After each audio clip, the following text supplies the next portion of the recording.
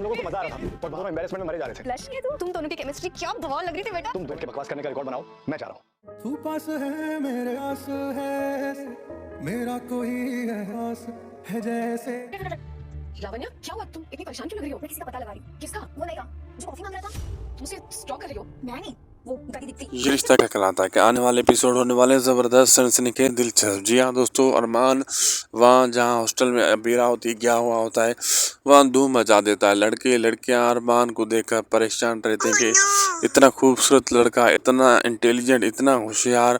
कुछ लड़कियाँ तो अरमान पर दिल दे बैठती हैं और अरमान की प्रोफाइल सोशल मीडिया पे ढूंढने लग जाती हैं और अबीरा को कहती है तुम जाकर पढ़ाई करो, हम नहीं करेंगे, हम इस लड़के की प्रोफाइल ढूंढेंगी, वो बहुत अच्छा लड़का है वो।